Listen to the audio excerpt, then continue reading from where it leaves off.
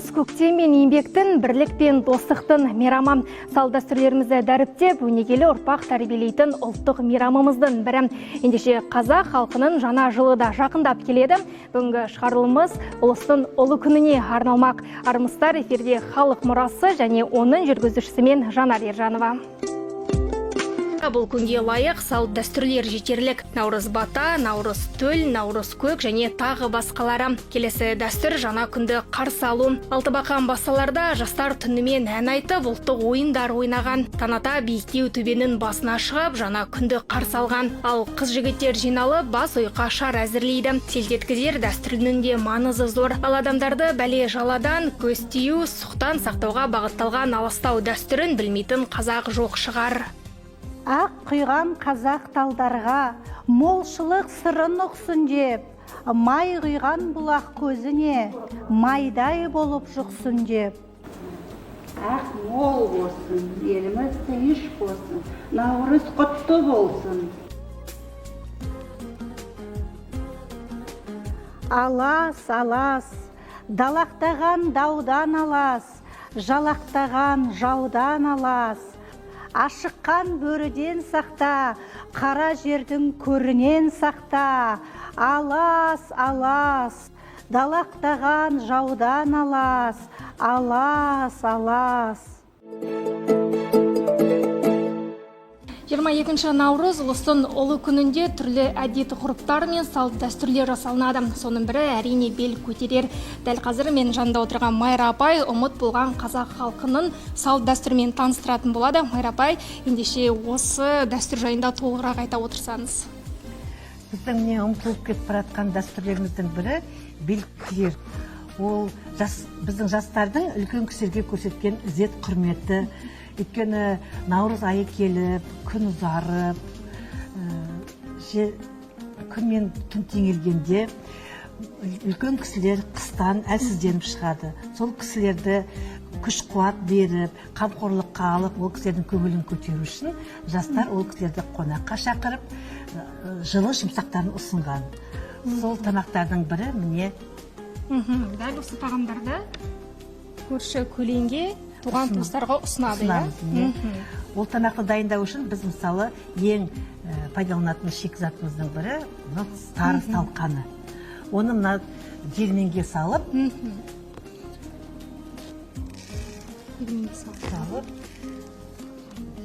талқан істеп аламыз. Міне талқанымызға май қосамыз.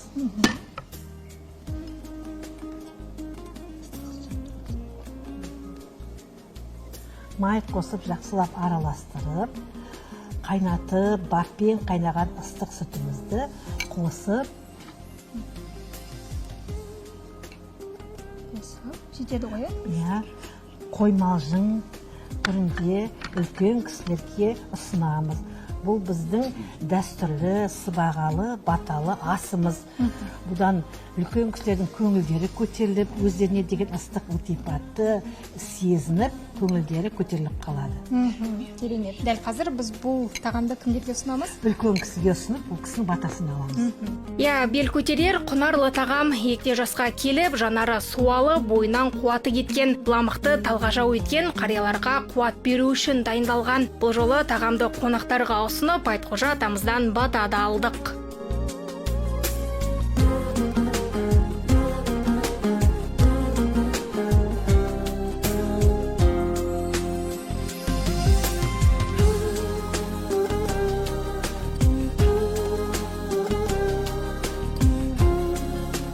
Алхамдулиллахи раббил аламин, бисмиллахи рахмани рахим.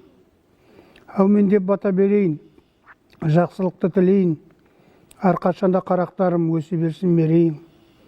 Наурыз айы құтты болсын, тілектеріңіз мықты болсын, ақ мол болсын, жеріміз көгерсін, еліміз алға бассын, денсаулықтарымыз мықты болсын. Жасөспірім балаларымызға Алла тағала ұзақ ғұмыр, зор денсаулық, мол бақыт берсін.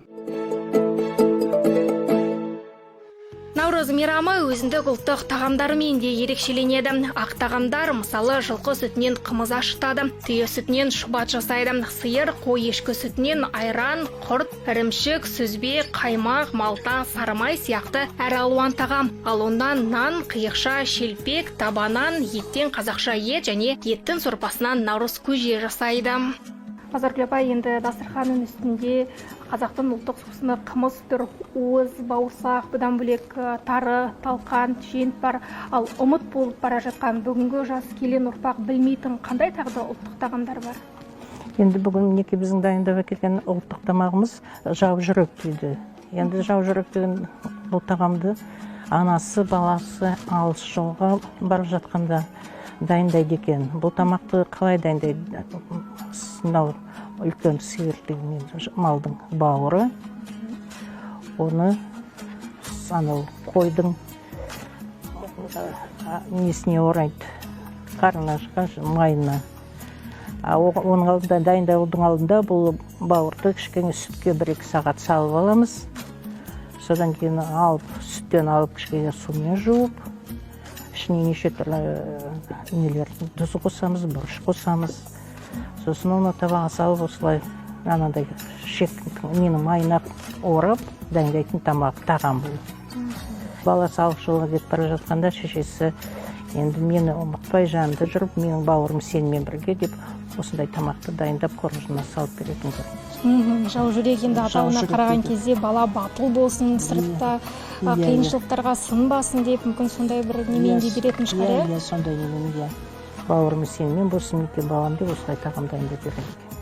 Ұлыстың ұлы күні наурыз жырынсыз өтпейді. Ол бай ауыз әдебиеті үлгілерінің бір түрі. Жыр өлең осы күнге лайықталып, мадақтау, тілек, бата, әзіл түрлерінде айтылады. Оның түрлері халық арасында өте көп тараған. Наурызға арналған бұрынғы, соңғы ақындардың шығармалары да көп деп саналады.